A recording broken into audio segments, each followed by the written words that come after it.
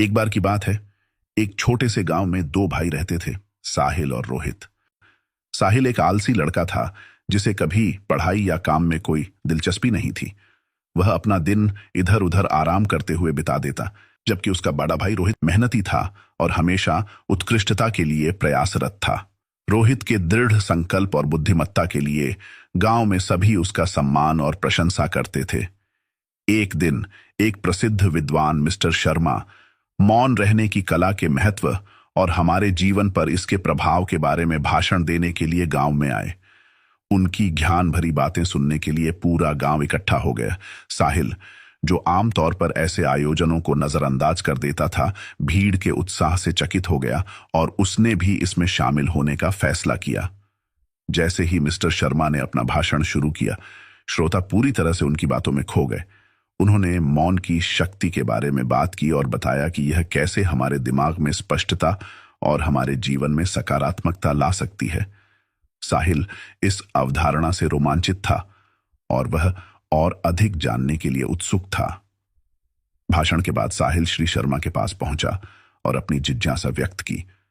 श्री शर्मा गर्मजोशी से मुस्कुराए और साहिल के गुरु बनने और उसे आत्म सुधार के मार्ग पर मार्गदर्शन करने की पेशकश की।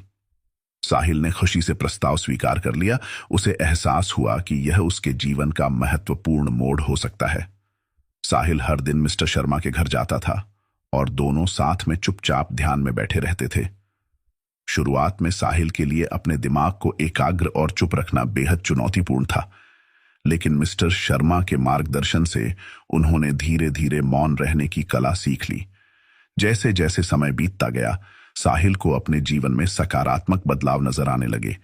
एक समय का आलसी लड़का अपनी पढ़ाई और काम में रुचि लेने लगा।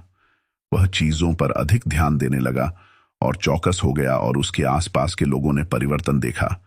साहिल के ग्रेड में सुधार हुआ और उसमें एक मजबूत कार्य नीति विकसित हुई। साहिल के बड़े भाई रोहित को अपने भाई की प्रगति पर बहुत गर्व हुआ। उसे हमेशा साहिल की क्षमता पर विश्वास था, तब भी जब वह आलसी और प्रेरणाहीन था। उसे एक जिम्मेदार और केंद्रित व्यक्ति में तब्दील होते देख रोहित का दिल खुशी से भर गया। एक दिन साहिल ने एक आश्चर्यजनक घोषणा के लिए पूरे गांव को इकट्ठा किया। वह एक ऊंचे मंच पर खड़ा हुआ और आत्मविश्वास से भरी लेकिन विनम्र आवाज में बोला। उसने परिवर्तन की अपनी यात्रा को साझा किया और अपने बड़े भाई रोहित को अपनी प्रेरणा का निरंतर स्रोत होने का श्रेय दिया। साहिल ने अपना आभार व्यक्त किया और बताया कि कैसे रोहित ने उदाहरण के माध्यम से उसे मौन का मूल्य सिखाया था।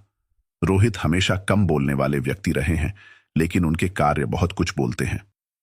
उन्होंने साहिल को सिखाया कि चुप्पी का मतलब कमजोर या उदासीन होना नहीं है, बल्कि यह सुनने, सीखने और बढ़ने का एक तरीका है। दोनों भाइयों के गुणों और एक दूसरे पर उनके सकारात्मक प्रभाव की सराहना करते हुए गांव तालियों से गूंज उठा। साहिल की कहानी कई लोगों के लिए प्रेरणा बन गई, जो मौन की शक्ति और व्यक्तिगत विकास की क्षमता को दर्शाती है। उस दिन के बाद से साहिल ने कड़ी मेहनत करना जारी रखा और अपने रास्ते में आने वाले हर अवसर का भरपूर फायदा उठाया।